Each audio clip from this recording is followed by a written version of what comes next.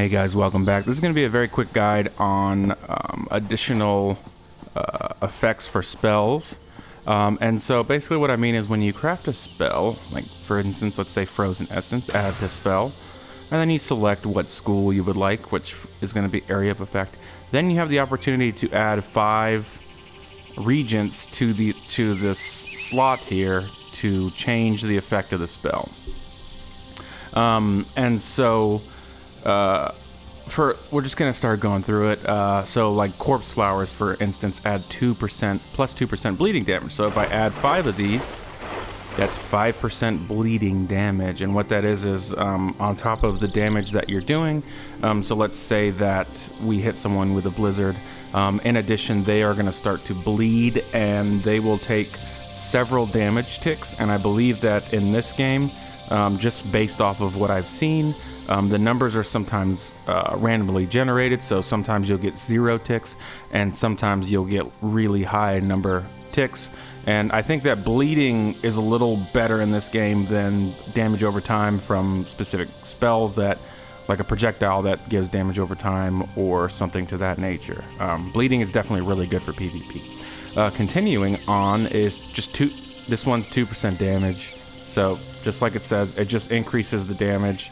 And I'll show you actually. So we're going to add 5 of those. 5 times 2 is 10. And then choose our slot, craft it. And now look, our blizzard has, well, 9%.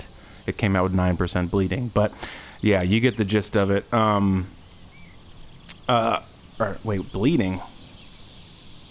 I must have added the wrong thing. No, I want damage. Damage.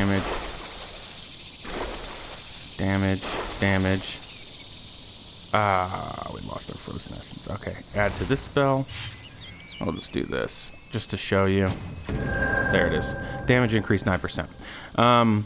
Ooh, 1,000 to 2. Wow. Alright, continuing on, my friends. Next is Spell Energy, and this is probably the only one that's not very straightforward. And all it is it adds on to the energy of this spell. And it's like, well, it doesn't really explain much.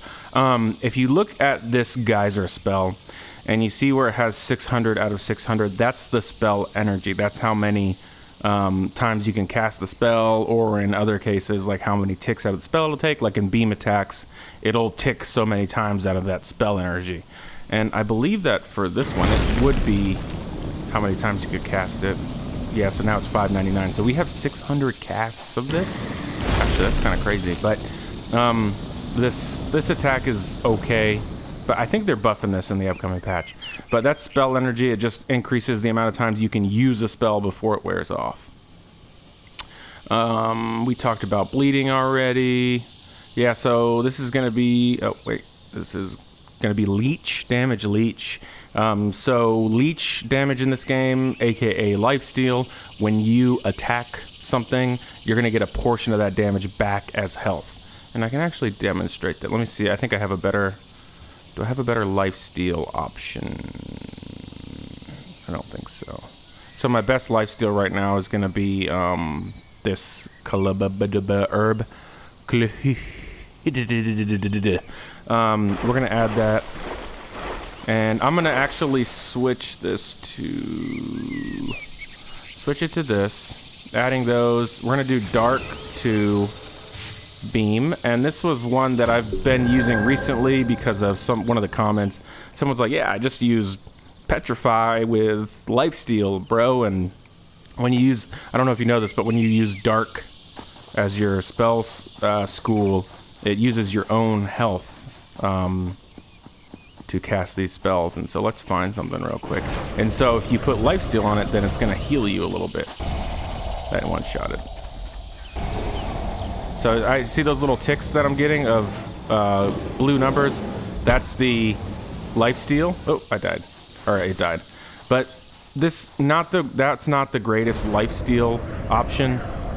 There's a more, obviously there's a better one out there, but the one that I like to use is okay. So for a second I thought that was on a segue. So the easier ones, like that you can have an abundant amount of, are, oh god, that might kill me. Okay, I might need to dip in. Whoop. But so obviously, like, there's the best ones in the game for all of the additional effects for spells, but that means it's going to be super rare resources. So typically what I use is grown seeds. For example, I'll grow like mandrakes. Let me see if I can find it real quick. Mandrakes or cultist leaves or something like that to add additional abilities. I'm trying to remember one of these out of Snapdragon's Black Hellebore, Mandrake, or cultist leaves. One of those gives an additional bleeding. I just don't have any because I'm on single player. But yeah, you can grow those out, and those all are basically upgrades to the previous herbs that I showed you. Like it gives you more of that effect, and that's what I use because gardening is pretty easy in this game, minus the only gardening that's frustrating in this game is the snapdragons to make ornate. Like, come on, one snapdragon for one ornate? Like, it takes forever to freaking make an ornate base. Anyway, so that's the basic guide to what the additional effects are for spells. And, oh, I actually didn't cover one. Range. Do I have any range? I think, yeah, this one, range. No, energy. There's one, I don't have it? I guess I don't have it, but there's one that's range. It adds range to your spells. So, another one, it's, if I had Fairy Dust. Yeah, Fairy Dust is an early game one. And then one of the exclusively grown herbs also provides range. And like that sounds, the more you add, it just increases your range. And I think Fairy Dust is 7%, adds 7% range. So 5 Fairy Dust adds 35% range. And typically I'll use that on, matter of fact, I might even have it on here. Yeah, I have it on here, extended range on my Pacifies usually.